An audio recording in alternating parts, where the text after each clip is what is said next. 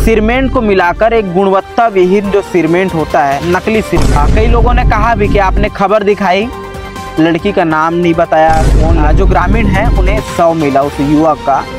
जब शव का फोटो वायरल हुआ और आसपास के। नमस्कार जोहार, मैं संजय सोनी हूं और आप देख रहे हैं द छत्तीसगढ़ की वो डिजिटल प्लेटफॉर्म है जिसके माध्यम से छत्तीसगढ़ और बालोद जिले की वो महत्वपूर्ण सूचनाएं जो आप तक पहुंचनी जरूरी है, पहुंचाने की कोशिश करते हैं। और आज साप्ताहिक लेखा जोखा है, तो साप्ताहिक लेखा जोखा में जो बालोद जिले के महत्वपूर्ण घटनाक्रम थे वो मैं आपको बताने जा रहा हूं। पहला जो खबर है वो बेहद बालोद जिले को प्रभावित करने वाला रहा है, क्योंकि खबर बताने से पहले मैं ये बताना चाहूँगा कि ज़रा समझिए, आपने कर्ज ले रखा है घर बनाने के लिए और आप घर निर्माण करवा रहे हैं। आपका गृह निर्माण का कार्य चल रहा है, आपने साप्ताहिक लोन ले रखा है, मासिक लोन ले रखा है, परिजन परिचितों से पैसे उधार ले रखे हैं कि आपके जो सपने का जो मकान है, घर है, वो तैयार हो जाए। लेकिन जब आपको पता चलेगा कि आप जिस मटेरियल को विश्वास से ले रहे हैं, महंगे सीमेंट उपयोग कर रहे हैं, वो सीमेंट नकली निकल जाए, आपके पैरों तले जमीन खिसक जाएगा।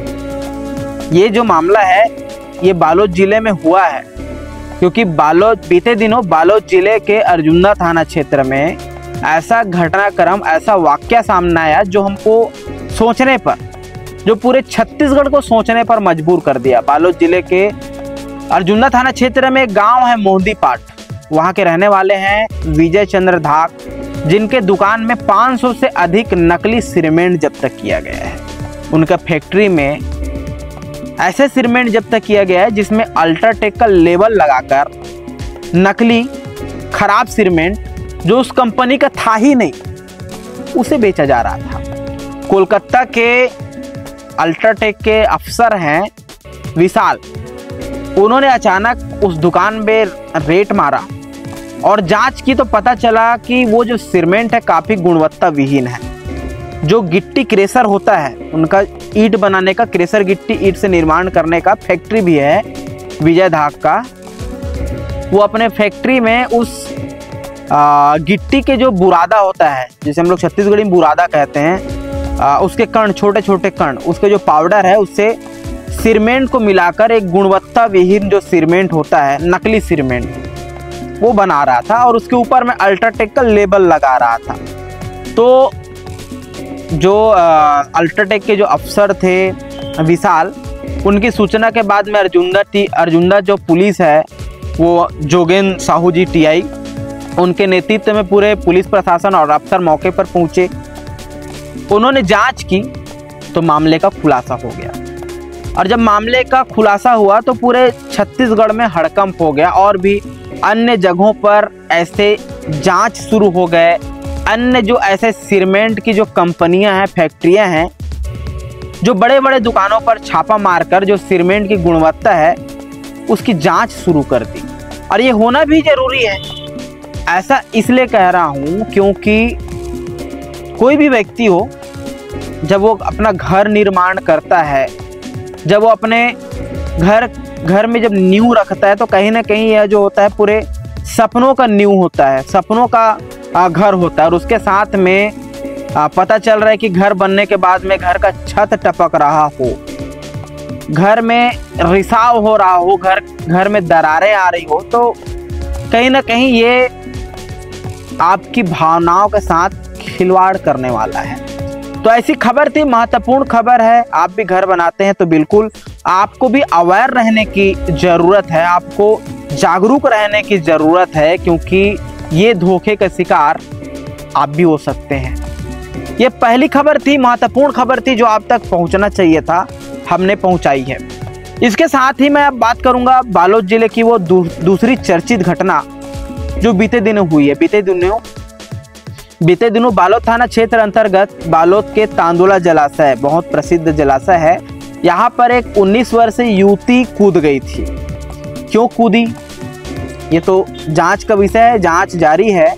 बालोद थाना के जो अफसर हैं, बालोद थाना क्षेत्र अंतर्गत के जो पुलिस के जवान हैं, जो इस मामले में जांच कर रहे हैं। लेकिन ये जब मामला जब फैला तो बहुत सारे लोगों का कमेंट भी है कि इस पर विस्तार से बात होनी चाहिए। तो मैं कई लोगों ने कहा भी कि आपने खबर दिखाई, लड़की का नाम नहीं बताया, कौन लड़की है, कहाँ की है, फोटो नहीं छापा।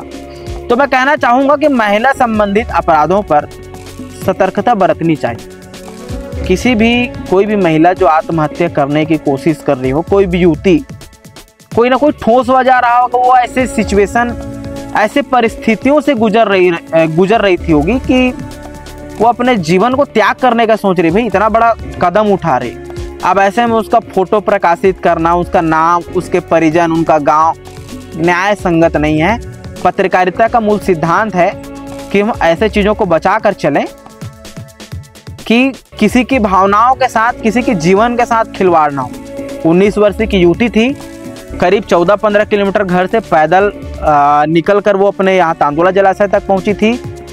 आत्महत्या प्रयास करने से पहले उसने स्टेटस डाल रखा था अपने मोबाइल पर कि कान्हा जी मुझे माफ़ करना, दुनिया से भरोसा उठ चुका है और अब मैं यह दुनिया त्याग रही हूँ, ऐसा उसने स्टेटस डाल रखा था।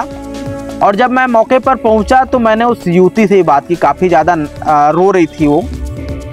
जब उससे पूछा मैं आत्महत्या करने का कारण क्या था, क्या किसी ने परेशान किया, क्या ऐसा कोई वजह था जिस पर हमें स्टैंड लेने की ज़रूरत है, तो उनका ये कहना था कि अब दुनिया में किसी के ऊपर उनका विश्वास नहीं रहा। जैसे उसने स्टेटस डाला था वही बात उसने कहा भी। उस समय पुलिस के अफसर और कई अधिकारी भी मौजूद थे, उनके सामने वो रो रो कर कहती रही कि अब दुनिया के लोगों से विश्वास उठ गया है। उसने हो सकता है किसी के ऊपर विश्वास किया होगा, उसने उसके ऊपर विश्वास नहीं किया। क्या वजह था, ज़्यादा इस विषय पर विस्तार से बात करने की आवश्यकता नहीं है। मैंने उनके परिजनों से भी बात की तो उनका कहना था लड़की जो है वो बेहद पढ़ाई लिखाई में भी बेहद ब्रिलियंट रही है, काफ़ी होशियार रही है, कई बार सम्मानित भी हुई है। पिछले 1 वर्षों से वो स्कूल तो नहीं जा रही थी, अपने 12वीं तक की पढ़ाई वो पूर्ण कर चुकी थी। इसके बाद में वो घर पर ही रह रही थी। माता कृषक है, खेती किसानी काम में जाती है, पिता मजदूर हैं, वो भी काम पर गए हुए थे। करीब 12 बजे के आसपास से वो घर से निकली हुई थी। 14 किलोमीटर के आसपास उसने बालोद तक का सफ़र जो पैदल तय किया है, ऐसा कहना था उनके परिजनों का। लेकिन पुलिस का एक और थ्योरी, पुलिस का कहना था कि आखिर जो युवती है वो तांदुला जलाशय कैसे पहुंची, इसका जांच होना चाहिए। हो सकता है किसी न किसी माध्यम से यहाँ तक पहुंची रही होगी, या फिर तांदुला जलाशय पहुंचने के बाद में किसी के साथ कोई वाद विवाद हुआ होगा, जिसके बाद में युवती ने इस तरह का घटने को अंजाम देने की कोशिश की। तो ये तमाम जो चीज़ें हैं वो जांच का विषय है, जांच होगा।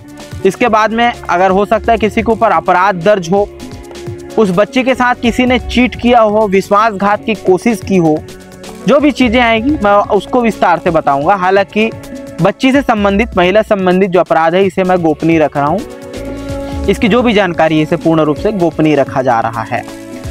लेकिन अंत में इस खबर को समाप्त करने से पहले मैं जो कम उम्र के बच्चे हैं, जो युवा अवस्था में जो पढ़ाई कर रहे हैं, इनसे यही निवेदन करना चाहूँगा, यही अपील करना चाहूँगा कि आप ठग फरेब से बचें। इस दुनिया में न जाने तमाम तरह के जो लोग हैं जो दिखावे करते हैं, आप तक आते हैं, आपको विश्वास में लेने की कोशिश करते हैं, तमाम दावे करते हैं आपके अपने होने का, लेकिन उनके ऊपर कभी आप इतना भी विश्वास ना करें कि आपको अपने प्राणों को त्यागने तक की नौबत आ जाए। तो ये जो है अपील है, जितने भी युवा हैं, सिर्फ युवतियों के लिए ही नहीं कहूँगा, जो युवा अवस्था के युवक हैं, जो पढ़ रहे हैं, अध्ययनरत हैं, अपने पढ़ाई पर ध्यान दें, अपने माता पिता के भविष्य को ध्यान में रखें। उनके आपके साथ में तमाम उनके सपने जुड़े हुए हैं, उन सपनों को ध्यान में रखते हुए आप आगे का फैसला करें।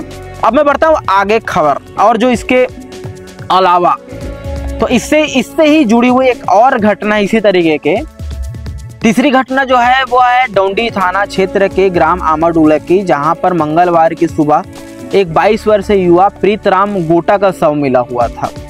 प्रीतराम गोटा जो है सोमवार दोपहर 3 बजे के आसपास अपने 3 दोस्तों के साथ में मछली पकड़ने के लिए निकला हुआ था। परिजनों को बताया था कि मछली पकड़ने जा रहा हूँ, मोबाइल को वो घर पर छोड़ गया था। उसके बाद में देर रात तक घर नहीं लौटा और दूसरे दिन सुबह करीब 8 साढ़े 8 बजे के आसपास जो उस जलाशय की ओर जो घूमने वाले लोग हैं, उन्हें जो ग्रामीण हैं, उन्हें शव मिला उस युवक का। जब शव का फोटो वायरल हुआ और आसपास के लोग जब आकर देखे उसको, आमाडुला के लोग, तो पता चला जो मृतक है वो पड़ोस के गांव का लगभग 1 किलोमीटर दूर जो गांव है चिहरो, वहां का रहने वाला है और उसके शरीर पर कई जख्मों के निशान थे। मौके पर जो वहाँ के पत्रकार साथी हैं लक्ष्मीकांत बंसोड़, जिसने डौंडी थाने को पहले सूचना दी और उसने बताया कि उनके गांव में ऐसी घटना घटी है। डौंडी पुलिस उमा ठाकुर जो वहाँ की टीआई है डौंडी की, वो मौके पर पहुंची तो देखा कि पहले जो शव है, जो युवक का शव है, उसे चट्टान पत्थर से कुचलकर मारा गया है और पास में ही 3 जोड़ी जो चप्पल है वो रखी हुई थी। इसी आधार पर जांच शुरू हुई, मृतक के परिजनों को बुलाया गया, उनसे बयान लिया गया तो पता चला कि गांव के ही 3 युवक, नाम आपको मैं बता देता हूं उसका, 3 युवक, गांव के 3 युवक जिनके साथ घूमने निकले थे, ऋतुराज मरकाम, मनोज बरिया और रूपेंद्र सलाम। 3 युवक, फिर से एक बार आपको नाम बता रहा हूँ, ऋतुराज मरकाम, मनोज बरिया, रूपेंद्र सलाम, 3 जो उनके घनिष्ठ मित्र थे। इन तीनों के साथ मछली पकड़ने जा रहा हूँ करके पहले अपने परिजनों को, अपने माता पिता को जानकारी दिया। इसके बाद में वहाँ मछली पकड़ने गए लेकिन नहीं लौटा। जब इस हत्या के कारण को जानने के लिए जब हमने डौंडी टीआई उमा ठाकुर से बात की तो उनका कहना था कि उनके जो जांच में जो आया है कि ये जो तीनों मछली पकड़ने गए थे, उसके बाद मोबाइल में किसी से बात करने को लेकर इनके बीच विवाद हुआ, फिर मामूली सा मारपीट हुआ और मारपीट इतना बढ़ गया कि जो एक युवक था वो पत्थर से कुचलकर प्रीतराम की हत्या कर दी। इसके बाद जो और इनके साथ में जो 2 और जिनके साथ मारपीट हो रही थी, इनके आपस में ग्रुपिंग में मारपीट हो रही थी, वो जो 2 युवक थे वो तीनों के तीनों युवक हत्या करने के बाद भाग गए। जब शव मिला उसके बाद जब जांच आगे बढ़ी तो जो तीनों युवक हैं वो गिरफ्तार कर लिए गए हैं और तीनों को हत्या के जुर्म में जेल भेज दिया गया है।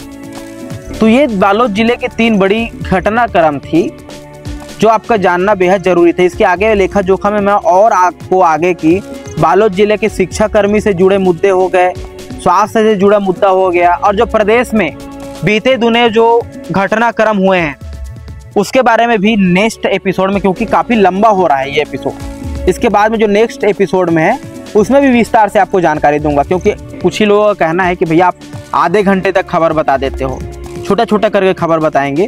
तो ये जो एपिसोड है इसको मैं आज लेखा जोखा का इसमें आज समाप्त कर रहा हूँ। इसके आगे जो प्रदेश और जिले में जो घटनाएं घटी है वो आप तक बहुत जल्द मैं पहुँचाऊँगा। तो ये जिले की 3 जो प्रमुख घटनाएं थी जो मैं आप तक पहुंचाया हूं।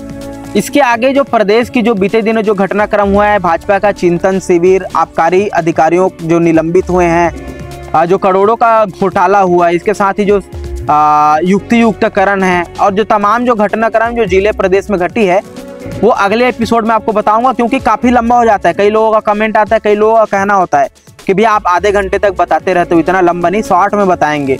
तो शॉर्ट में और भी आगे जो घटनाक्रम जो हुआ है छत्तीसगढ़, बालोद जिले और प्रदेश का, वो भी मैं आप तक पहुंचाऊंगा। लेकिन जाते जाते आप सभी से निवेदन करता हूं कि बालोद जिले और छत्तीसगढ़ की घटनाओं को जानने के लिए, जरूरी जानकारी को जानने के लिए सबसे पहले चैनल को सब्सक्राइब कर लें, क्योंकि आप सब्सक्राइब करते हैं तो हमारा मनोबल बढ़ता है। धन्यवाद।